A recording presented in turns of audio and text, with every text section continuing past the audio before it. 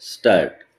सभासद बंधू आणि भगिनींनो, आपल्या संस्थेचा 2010 ते 11 या वर्षाचा वार्षिक अहवाल सादर करण्यास विशेष आनंद होत आहे.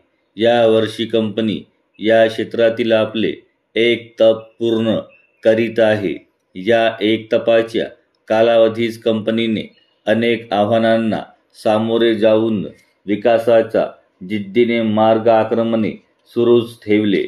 कंपनीच्या दृष्टिकोनातून हे वर्ष कंपनीच्या व्यावसायिक जीवनाच्या दृष्टीने उल्लेखनीय म्हणून कायम स्मरणात ठेवावे लागेल. कारण यावर्षी उत्पादन वाढीची योजना कार्यान्वित केली आणि प्रगतीचा मार्ग खुला झाला.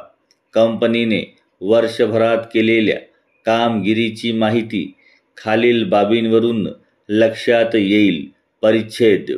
कंपनीच्या संचालक मंडळाने आपल्या मदतीने या वर्षी भाग भांडवलात 25 लाख रुपयांनी वाढ करण्याचा धाडसी निर्णय घेतला आणि त्याची अल्पावधीत अंमलबजावणी झाली.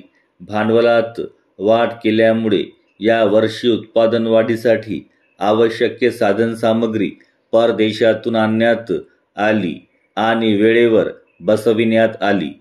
सभासद संख्येत 2100 ने वाढ झाली आणि संस्थेची सभासद संख्या 5700 वर पोहोचली.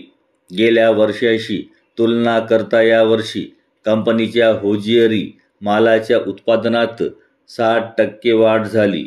आधुनिक यंत्रसामग्री जपानहून आयात करण्यात आल्यानंतर आपल्या तंत्रज्ञांनी कारखान्यात अवघ्या 15 दिवसांच्या मुदतीत बसवून चालू करून दिली.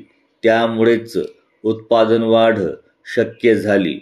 कंपनीने उलाढालीतील यावर्षी एक नवीन उच्चांक प्रस्थापित केला. या वर्षी एकूण उलाढाल 39 कोटी रुपयांच्या वर पोहोचली. गत सालाशी तुलना करता उलाढालातील 30% वाढ झाली. अद्ययावत यंत्रसामग्री, आधुनिकीकरण आणि तांत्रिक सुधारणा यामुळे उत्पादनात खर्चात दिवसेंदिवस कपात होत असल्यामुळे नफ्याच्या प्रमाणात वाढ होत आहे. या वर्षी 11 कोटी रुपये नफा झाला. गत सालाशी तुलना करता नफ्यात 20% वाढ झाली. नफ्याचे विभाजन खालीलप्रमाणे ठरविण्यात आले आहे. या वर्षी संचालक मंडळाने अग्रहक्क भागांवर 9% आणि सामान्य भागावर 18% लाभांश देण्याची शिफारस केली आहे. परिच्छेद.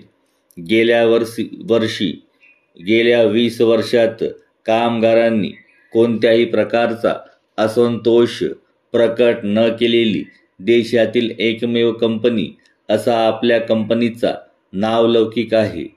यावरून कामगार व व्यवस्थापनाचे संबंध कसे आहेत याची कल्पना येईल.